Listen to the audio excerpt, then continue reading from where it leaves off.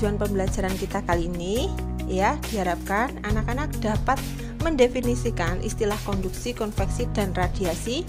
Kemudian anak-anak dapat memberikan contoh perpindahan kalor secara konduksi, konveksi, dan radiasi. Kita mulai dari konduksi ya. Saat kita menyetrika, setrika yang panas bersentuhan dengan kain yang disetrika. Dengan demikian, kalor berpindah dari setrika ke kain. Bagaimana ya proses perpindahan kalor tersebut? Begini penjelasannya. Jadi, saat suhu naik, partikel benda bergetar lebih cepat.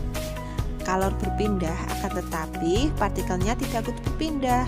Nah, partikel satu akan membentur partikel yang lainnya, sehingga partikel yang terkena benturan tersebut akan bergetar makin cepat. Akibatnya, suhu semakin tinggi.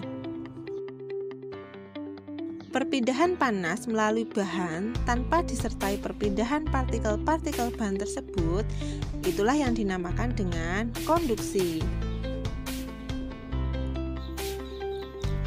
Contoh peristiwa konduksi dalam kehidupan sehari-hari, misalnya knalpot motor menjadi panas saat mesin dihidupkan. Kemudian tutup panci menjadi panas saat dipakai menutup rebusan air. Lalu mentega yang dipanaskan di wajan menjadi meleleh karena terkena panas. Yang kedua adalah konveksi. Ketika kita merebus air yang tadinya dingin bisa menjadi panas. Bagaimana ya prosesnya? Nah, seperti ini. Saat air bagian bawah mendapatkan kalor dari pemanas atau kompor ya, partikel air memuai atau mengembang sehingga menjadi lebih ringan dan bergerak naik digantikan dengan partikel air dingin dari bagian atas. Dengan cara ini, panas dari air bagian bawah berpindah bersama aliran air menuju bagian atas. Perpindahan kalor dari satu tempat ke tempat lain bersama dengan gerak partikel-partikel bendanya disebut dengan konveksi.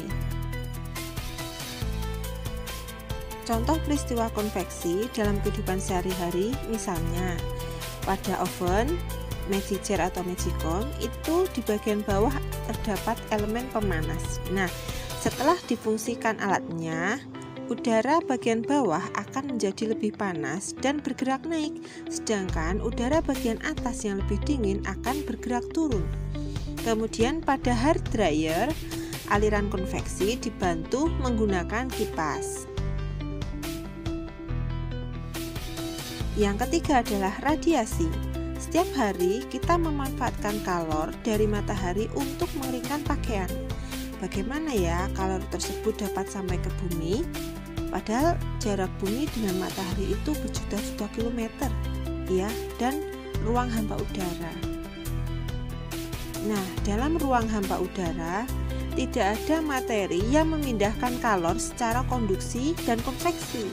Jadi, perpindahan kalor dari matahari sampai ke bumi dengan cara lain, yaitu yang dinamakan radiasi. Radiasi adalah perpindahan kalor tanpa zat perantara atau medium. Contoh peristiwa radiasi, misalnya saat kita di dekat api unggun, maka tubuh kita akan terasa hangat karena ada radiasi kalor dari api unggun tersebut. Atau saat kita mendekatkan tangan ke bola lampu, tangan kita bagaimana? Iya, akan terasa hangat juga kan?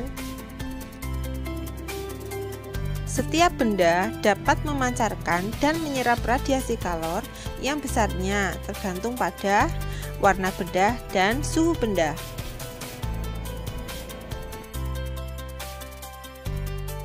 Makin gelap benda yang terasa panas, makin besar pula kalor yang diradiasikan atau dipancarkan ke lingkungannya. Kemudian, makin gelap benda yang terasa dingin, makin besar pula kalor yang diterima dari lingkungannya. Nah, sekarang anak-anak tahu kan mengapa seragam sekolah dibuat berwarna putih?